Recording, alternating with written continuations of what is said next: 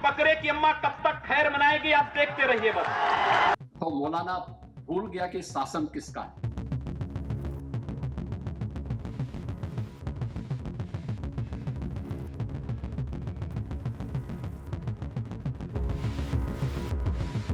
नमस्कार दोस्तों, भारतीय राजनीति में कई ऐसे चेहरे हैं जो सत्ता के शिखर तक पहुंचे, लेकिन कुछ ही चेहरे ऐसे होते हैं जो खुद में एक ब्रांड बन जाते हैं। 5 जून का दिन उत्तर प्रदेश की राजनीति में एक विशेष महत्व रखता है, क्योंकि इसी दिन जन्म हुआ था देश के सबसे बड़े और राजनीतिक रूप से सबसे अहम सूबे के मुख्यमंत्री योगी आदित्यनाथ का। भगवा वस्त्र, माथे पर तिलक और फैसलों में गजब की शक्ति, ये उनकी वो पहचान है जिसने पूरे देश का ध्यान अपनी ओर खींचा। लेकिन क्या आप जानते हैं ये एक सन्यासी कैसे सत्ता के सिंहासन तक पहुंचा? आइए इस खास रिपोर्ट में देखते हैं अजय सिंह बिष्ट के योगी बनने की पूरी कहानी।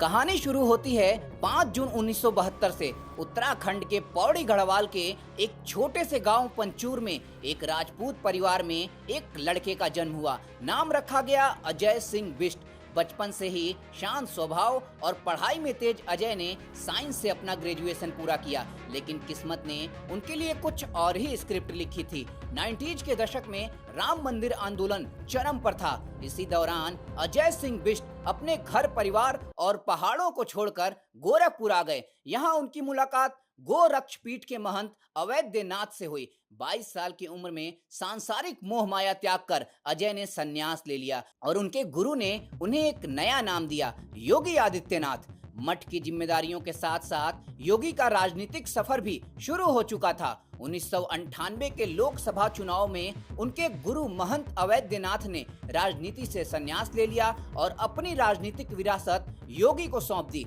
जब योगी आदित्यनाथ पहली बार गोरखपुर से सांसद चुने गए तब उनकी उम्र महज 26 साल थी।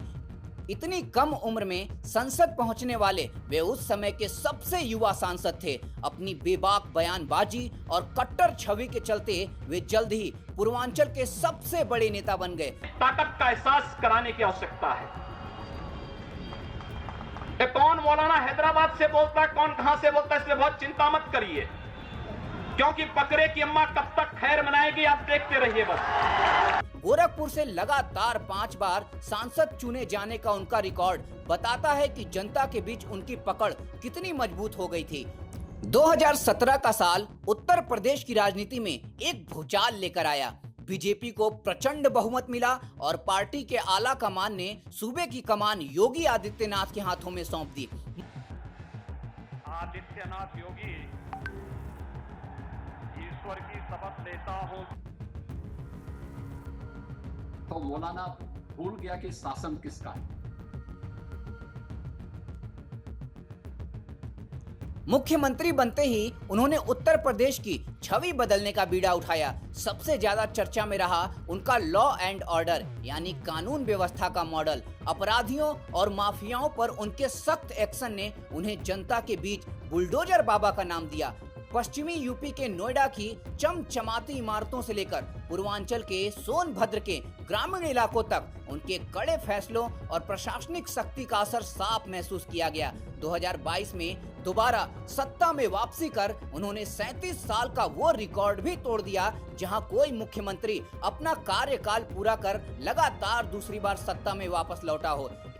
एक विज्ञान के छात्र से लेकर गोरक्ष पीठ के महंत तक और देश के सबसे युवा सांसदों में से एक होने से लेकर उत्तर प्रदेश के सबसे कद्दावर मुख्यमंत्री बनने तक योगी आदित्यनाथ का सफर असाधारण रहा है। आज उनके 54वें जन्मदिन पर देश भर में उन्हें बधाइयां मिल रही हैं। राजनीति के इस कड़े प्रशासक और एक समर्पित सन्यासी का ये सफर भविष्य में भारतीय राजनीति को किस दिशा में ले जाएगा, यह देखना बेहद दिलचस्प होगा। इस खास पेशकश में फिलहाल इतना ही। देश और प्रदेश की बाकी तमाम बड़ी खबरों के लिए जुड़े रहिए भारत अपडेट के साथ।